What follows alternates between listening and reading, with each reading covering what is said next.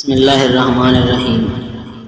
السلام علیکم ناظرین، محمد انس اسلامک سٹوری میں خوش آمدید۔ جو لوگ میرے چینل پر نئے ہیں میرے چینل کو لائک کریں، سبسکرائب کریں اور بیل آئیکن کے بٹن کو پریس کر دیں تاکہ اس طرح کی مزید اچھی ویڈیو میں ہم آپ سے بار بار مل سکیں۔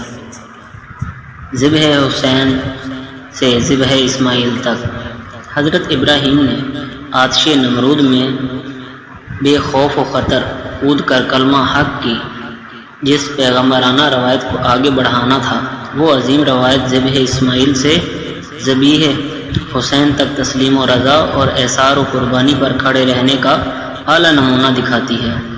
حضرت ابراہیم نے بے خوف و خطر کلمہ حق کے لیے آتش نمرود میں کود کر نہ صرف مثال قائم کی بلکہ حکم الہی کی عملاً بجا آوری کے لیے اپنے سعادت مند اور پیارے لخت جگر کی قربانی کی غرض سے چھری چلا دی۔ آپ کی تسلیم و رضا اور قربانی کو اللہ نے قبول کیا اور حضرت اسماعیل کی زندگی محفوظ رکھی، کیونکہ ان کی نسل پاک سے ہی نبی آخر زمان صلی اللہ علیہ وآلہ وسلم کی ولادت باسعادت ہونی تھی۔ اللہ سے اس کو اور ہم نے ایک عظیم قربانی کو اس کا فدیہ قرار دیا۔ القرآن کہہ کر حضرت اسماعیل کے ذبح کو ذبح عظیم قرار دے دیا۔ فرزند پیغمبر کی صلی اللہ علیہ وآلہ وسلم کی قربانی باعث مصطفیٰ صلی اللہ علیہ وآلہ وسلم کی خاطر موقف ہوئی۔ حکمت خداوندی یہ تھی کہ حضور اکرم صلی اللہ علیہ وآلہ وسلم کے بعد چونکہ کوئی نبی نہیں آئے گا، اس لیے شہادت کے لیے آپ صلی اللہ علیہ وآلہ وسلم کے لخت جگر کا انتخاب عمل میں آئے گا اور ذبح اسماعیل کو مصطفیٰ صلی اللہ علیہ وآلہ وسلم کے لخت جگر سیدنا حضرت امام حسین سے ذبح عظیم بنا دیں گے۔ غریب و سادہ اور رنگین داستان حرم نہایت اس کی حسین اور ابتدا ہے۔ اسماعیل خاندان نبوت کی شہادت میدان کربلا میں حضرت امام حسین کے ساتھیوں میں بہتر آدمی شہید ہوئے، جنہیں آل غرضیہ میں سے بنی اسد کے لوگوں نے دوسروں روز دفن کر دیا۔ خاندان نبوت میں سے جو افراد شہید ہوئے ان کی تفصیل یہ ہے۔ نمبر 1، امام علی مقام حضرت امام حسین کے بھائیوں میں سے۔ نمبر 1، حضرت جعفر، حضرت عباس، حضرت محمد، حضرت عثمان رضی اللہ تعالیٰ عنہ۔ نمبر 5، حضرت ابو بکر صدیق، حضرت ابو بکر۔ نمبر 2، اولاد حسین میں سے حضرت علی اکبر، حضرت عبداللہ، علی اصغر۔ اولاد حسن میں سے حضرت عبداللہ، حضرت قاسم، حضرت ابو بکر۔ نمبر 4، حضرت جعفر کی اولاد میں سے حضرت اون، حضرت محمد۔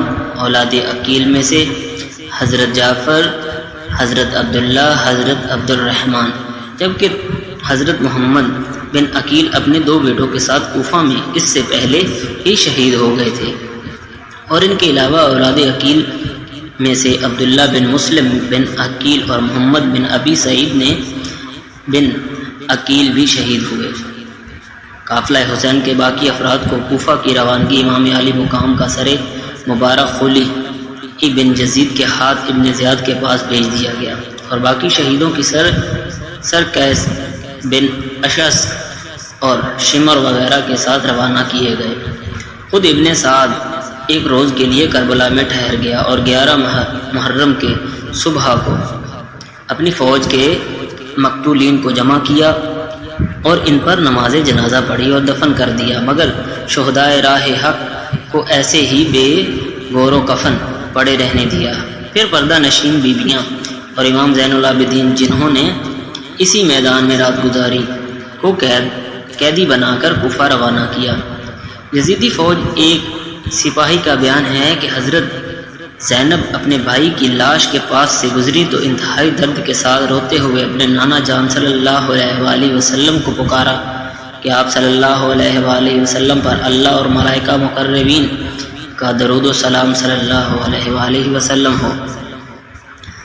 حسین میدان میں پڑے ہوئے ہیں، خون میں ڈوبے ہوئے ہیں، اور تمام اعضاء ٹکڑے ٹکڑے آپ صلی اللہ علیہ وآلہ وسلم کی بیٹیاں قید میں جا رہی ہیں، آپ صلی اللہ علیہ وآلہ وسلم کی اولاد قتل کی گئی، ہوا ان کی لاشوں پر خاک اڑا رہی تھی۔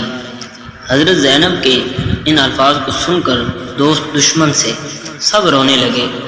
پھر جب کربلا سے یزیدی لشکر چلا گیا، قبیلہ بنی اسد نے جو قریب کے گاؤں کا وارزیہ میں رہتا تھا، انہوں نے آ کر حضرت امام حسین اور ان کے ساتھیوں کی لاشوں کو دفن کیا۔